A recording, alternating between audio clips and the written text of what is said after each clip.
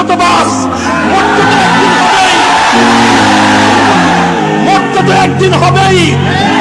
মানুষের মৃত্যু একটা নির্ধারিত সময়ে অবধারিত, একদিনই মরতে হবে। মৃত্যু যখন অবধারিত, বাঁচবা তো ন্যায়ের পক্ষে বাঁচবা, বাঁচবা তো ইনসাফের জন্য বাঁচবা, চিন্তা করবার জন্য বাঁচবা। হ্যাঁ দাদা, বুকের পাটা নিয়ে কথা বলবি, ভাড়াটিয়া হিসেবে থাকতে আসি নাই, এদেশে ভাড়াটিয়া হিসেবে থাকতে আসি নাই। বুকের ফোটা ফোটা রক্ত দিয়ে দেশের আজাদী এবং স্বাধীনতাকে খরিদ করেছি। যারা ইসলামের শত্রু তারাই মানবতার শত্রু, যারা মানবতার শত্রু তারাই বাংলাদেশের দুশ্মন, ওরাই স্বাধীনতার শত্রু। কথা ঠিক না বেঠে?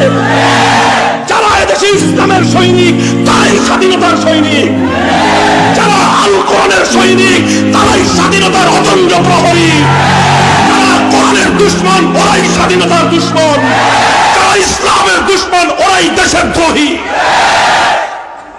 অধিকার নিয়ে কথা বলবা, মালিকের মতো কথা বলবা। এই জমিনের মালিকানা আমাকে আল্লাহ দিয়েছেন, এটা কারো কাছ থেকে ইজারা সূত্রে পাই নাই, ভাড়াটিয়া হিসেবে থাকতে আসি নাই। জমিনের মালিকানা আমাকে আল্লাহ দিয়েছেন, যতদিন বেঁচে থাকবো মালিক হিসেবে জমিনের মধ্যে বেঁচে থাকতে হবে, আল্লাহর খলিফা হিসেবে জমিনের মধ্যে বেঁচে থাকতে হবে। দুনিয়ার কোন মানুষের অনুগ্রহে আর কৃপার শিকার হয়ে দুনিয়াতে থাকবে। মুহতারাম হাজিরিন, এই বাংলাদেশের মাটিতে বসে স্বাধীনতা এবং ইসলাম একটাকে আরেকটা থেকে বিচ্ছিন্ন করবার কোনো সুযোগ নাই। স্বাধীনতা হয়েছিল জুলুম এবং বৈষম্যের অবসান ঘটাবার জন্য, আর জুলুম এবং বৈষম্যের অবসান ঘটাবার জন্য আল্লাহর জমিনে ইসলাম এসেছে। জুলুম এবং বৈষম্যের কবর রচনা করার জন্য কোরআন নাযিল হয়েছে। জুলুম এবং বৈষম্যকে হটাবার জন্য আল্লাহর পয়গম্বর দুনিয়াতে আগমন করেছেন। যদি আমার কাছে দলিল জানতে চাও, কোরআনের সূরাতুল হাদীদ খুলো, সূরা হাদীদ খুলো, মারিফুল কোরআন তালাশ করো। উলামায়ে কেরাম কি লিখেছেন?